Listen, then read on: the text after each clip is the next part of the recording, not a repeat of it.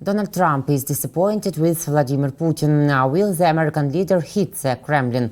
Zelensky had a productive conversation with Donald Trump. What will it change or can change? These and other topics we'll discuss right now. My name is Irina Uzlova, and today with me, as regularly, is Yuri Rashkin, host of YouTube channel Rashkin Report and Rashkin Report in English. Yuri, hello. Thank you for joining us. Glad to see you. Good to see you. Thank you for having me. Zelensky and Trump discussed Russian airstrikes, the frontline situations, defense industry capabilities, and mutual purchases and investments during their call today. A very important and useful conversation with U.S. President Donald Trump, said Ukrainian President. We in Ukraine are grateful for all the support provided, which allows us to protect people's lives and our independence. We have done a lot together with America and support all efforts to stop the killings and restore a normal, stable peace. A decent agreement is needed for peace, and Ukraine supports American proposals. Today we talked about the situation, about Russia airstrikes, and more broadly about the situation on the front. And President Trump, according to President Zelensky, is very well informed. President Zelensky told thanks Trump for his attention to Ukraine. Earlier today, Donald Trump says that talks with Putin on Ukraine made no progress, and he's not happy. U.S. President Donald Trump admitted that in his conversation with Russian dictator Vladimir Putin, he didn't make progress on the issue of ending the war in Ukraine. Let's listen to Donald Trump and discuss. We had a call. It was a pretty long call. We talked about a lot of things, including Iran, and we also talked about, as you know, the war with Ukraine. And I'm not happy about that. Mr. President, progress on a deal with Ukraine? Do you feel like you made any progress? No, I didn't make any progress with it. Mr. President, why did you pause weapons to Ukraine? Why did you pause weapons? We haven't. We're giving weapons, but we've given so many weapons. But we are giving weapons, and we're working with them and trying to help them. But we haven't. You know, Biden emptied out our whole country giving them weapons. And we have to make sure that we have enough for ourselves. Who are you with? So is Donald Trump changing his position or not? Well, it seems that as far as Donald Trump is concerned, it's business as usual with Ukraine when it comes to discussing rare minerals or taking advantage of whatever there's going on with the country and acting like everything is normal, ignoring the fact that Ukraine is not just being shelled nightly by Russia, but that it was America that was the main protector and defender and guarantor of big city, the Kiev and other cities in Ukraine that are being shelled nightly because U.S. provided so much of the military aid that now has been cut off. And we see consequences of this. And it's good to see that there's a lot of noise being made about this military aid being cut off, because if there wasn't any noise being made, there would be even less possibility of it restarting. But this is not the first time this has happened. This is a number of times that it seems that Secretary Hegseth and others in the Pentagon either initiated or held responsible for initiating, putting a pause on providing military equipment to Ukraine that was already authorized by the prior administration. Now, perhaps it was if President Trump was president then, and there was no President Biden, then there would be no war. But at this point, there is war, and this is, as you said, he says, Biden's war. Well, then maybe you should let some of those Biden ammunitions continue to do the work. But no, we see that Trump really is playing into Putin's hands in every way he possibly can. And that means not just saying that these are two kids fighting in the park, but this is really more like Alyosha Stupin caricature showcasing Uncle Sam holding Zelensky by his arms while Putin is punching him. This is more of a sabotage that we're witnessing, where Putin says that he's not going to stop, and Trump making his job at least somewhat easier. And when Trump seems exasperated because Putin refuses to acknowledge the reality that when you stop the war, good things happen. For instance, in this case, for Russia, Trump would find almost any way to remove any sanctions from Russia and unfreeze the money and assets and try to bring Russia back as quickly as he possibly could, using all the leverage and political capital that he has now amassed, which would allow Donald Trump to make even more money and be so productive for everybody as far as he's concerned. But instead, Putin wants to keep fighting, and Trump doesn't understand how this can be happening, but I guess it is because he's got no leverage against Putin, it appears. In this instance, Hegseth took the blame, but if there was no noise and there was no more weapons, then all the credit would surely go to President Trump for having ended this war. Such a peacemaker he is. And of course, Nobel Peace Prize is another thing that Putin, by continuously engaging in war in Ukraine, won't let Trump have. So perhaps this is an opportunity for Donald Trump to understand that the thing that's standing between him and Nobel Peace Prize is not Ukraine, but Russia and Russian aggression. And then he could have a Nobel Prize. But I think being in good terms with Vladimir Putin for Donald Trump remains far more important than anything else. Let me clarify, please. Yuri, has Trump realized that Putin is deceiving him? I think that when faced with reality that doesn't suit him, Donald Trump walks away and blames the prior administration. So he's not the only concern, or not concern. I think what's clear to me is that the only reason for Trump now to speak with Zelensky is to discuss not just business opportunities, but to check in to see if Zelensky is ready to capitulate. Because that's really what's happening here, where we have bad cop Putin and good cop Trump.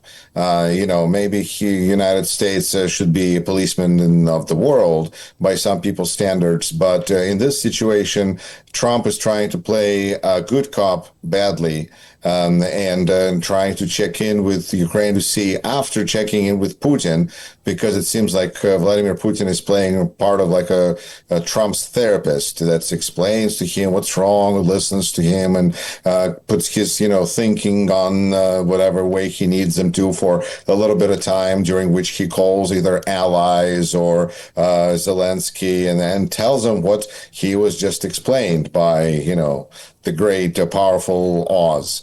And I think this is just very direct and simple communication. And we see this confirmed, incidentally, because Trump supporters, even in the United States, that are Russian-speaking, and that many of Russian-speaking people are Trump supporters, is putting out videos promoting the idea of basically capitulation from Ukraine. People that have actually had some credibility in Russia in the 90s. This person I'm speaking of in particular is now United States in the United States. I don't know under what set of circumstances, but he is from here telling Ukrainians that this is a good thing that the U.S. is ending supply of weapons, because the peace is what's needed. War needs to stop. That's it. And I think Ukrainians are a little shocked because they can't believe that a person of supposedly sound mind would make those kinds of statements. But that's what I think is that's the attitude of people who are trying to be online on the same page with Trump. And that's what Trump, I think, is pretty clearly sending signals that he wants. He wants this peace, but not on peace of not Ukraine's terms. He wants it on Putin's terms, which is this just expansion of Russian peace, Russian world, Ruski Mir. It's nothing that's good for anyone because it brings with it genocide, for starters, and corruption.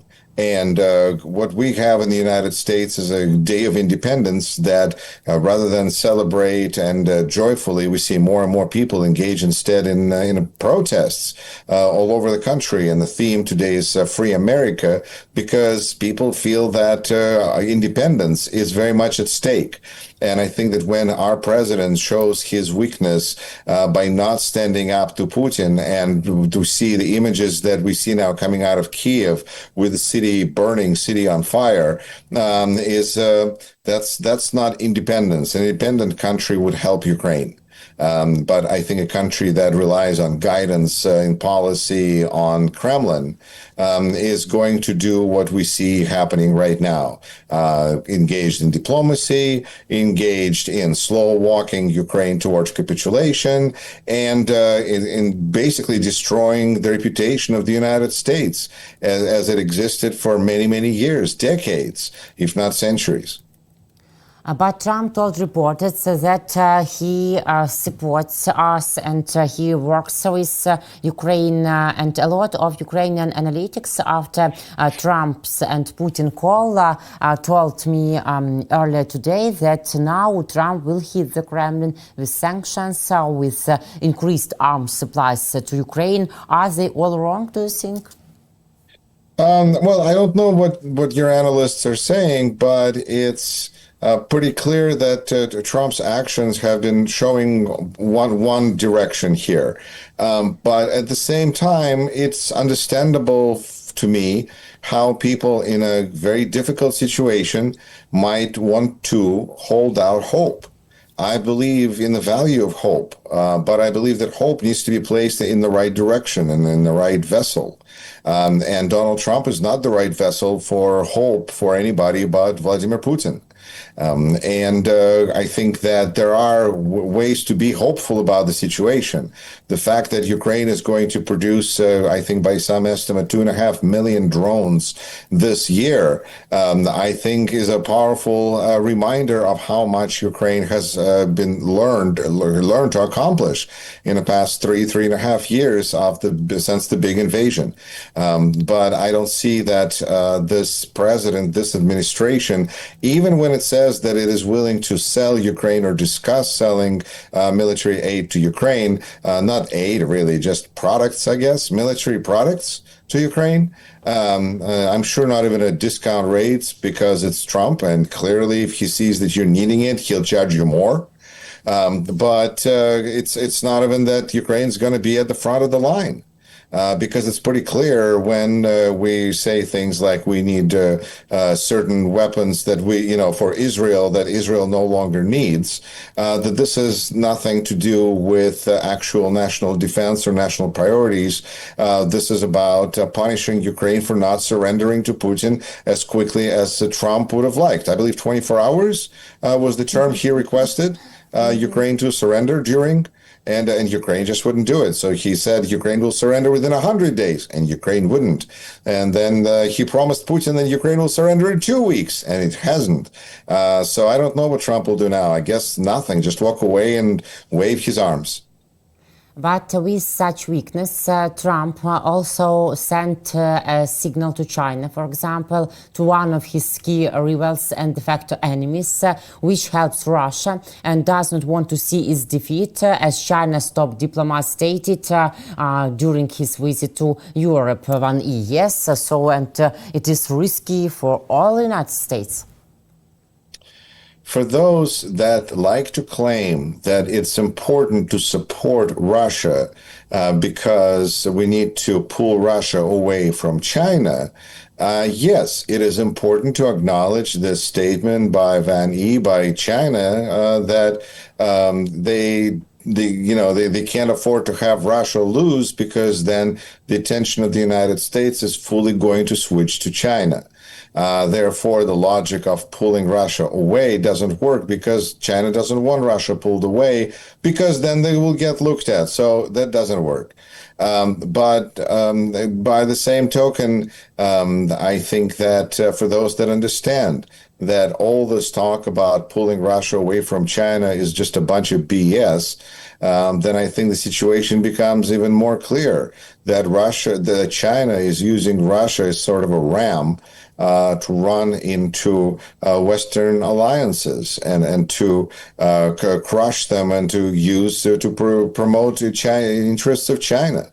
And if this administration was truly concerned about its China policy, then it would surely do everything else differently, starting with aiding Ukraine. Because when we don't aid Ukraine, that means that we're sending a signal to China about Taiwan. But I think that this is just rhetoric. This is just saying whatever may sound like the nice thing to say in order to justify whatever you're planning on doing in the first place.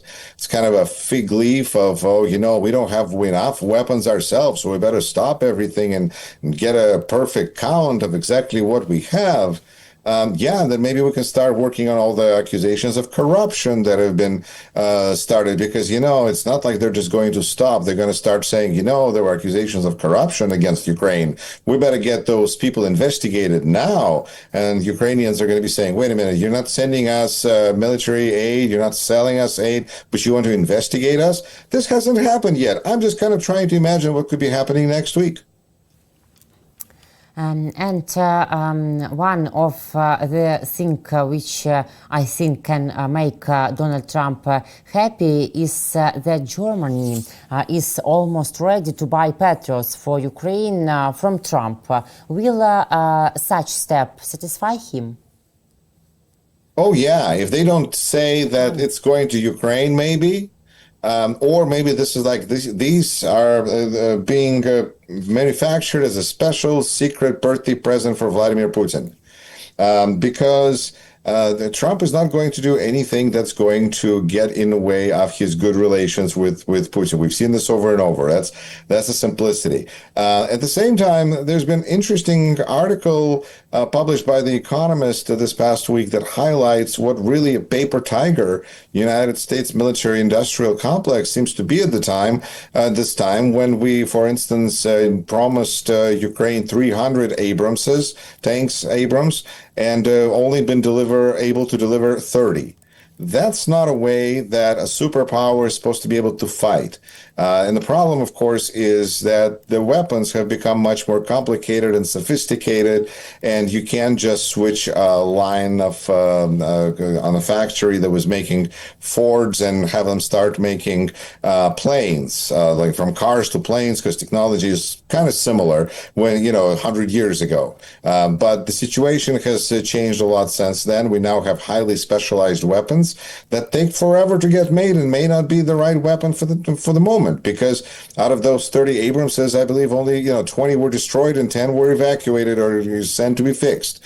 So that's not really necessarily the solution, that expect the United States to provide the weapons that they may take forever to manufacture, only to attempt to sell them to somebody else. It's a long-term solution.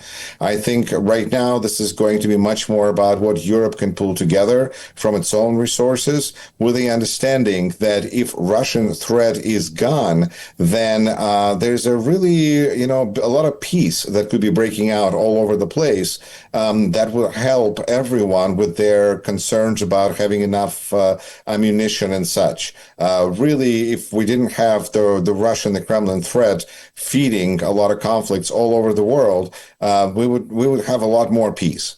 So I think that so there we go.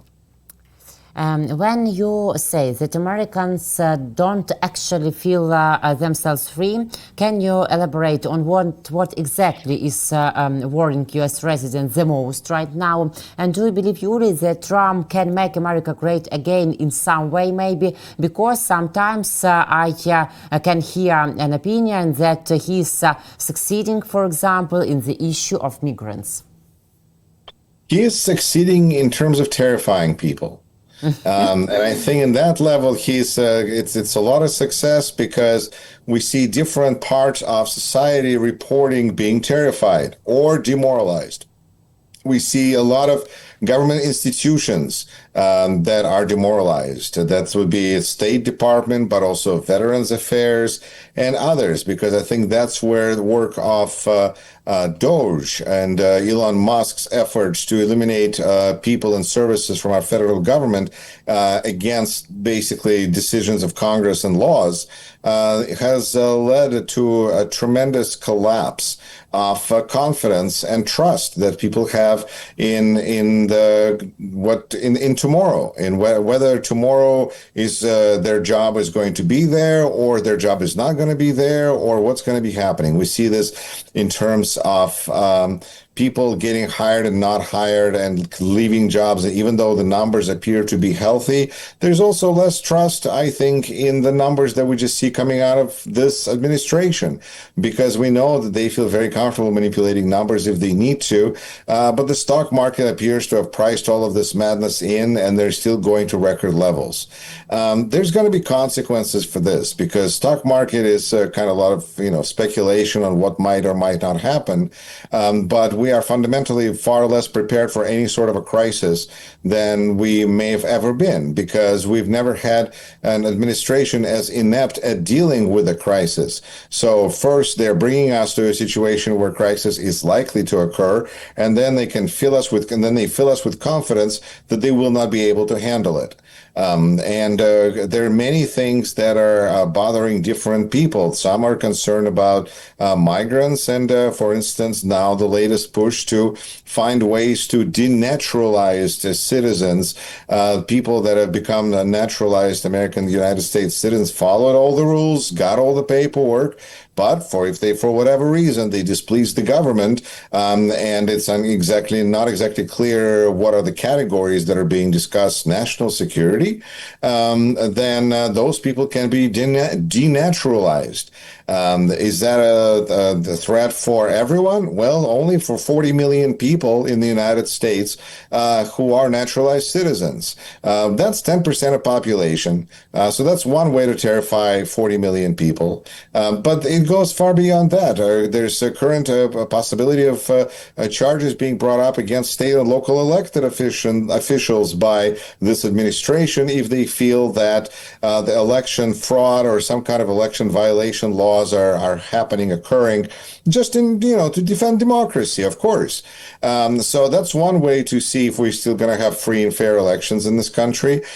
So there's a lot of things that are happening very, very quickly, leading us to be where we are on July 4th of 2025, where a lot of my friends on social media, on Facebook, are putting up the American flag upside down, which means it's in trouble, or sometimes upside down made of barbed wire, highlighting feelings that many people are having about what is happening with America today. Awful things, but we believe that... I'm glad I can cheer up people in Ukraine. Yes. But we believe that everything will be okay, and everything has to be okay. Yes. With your support, also. Thank you, Yuri. And our conversations will keep everyone informed, and understanding that I think clarity is what we need in order to find solutions that are going to solve the problems that are facing us. And thanks to you, and thanks to everyone who watched this, I hopefully will gain a little more clarity. Yes, and I say thanks to our viewers too, and Yuri, thank you very much for this conversation, for all your time and position. See you next week. Take care, please. Thank you, and take care. Yuri Rashkin, host of YouTube channel Rashkin Report and Rashkin Report in English. My name is Irina Uzlova. Guys, thank you for joining and for watching us. Subscribe to our YouTube channel, please, and take care.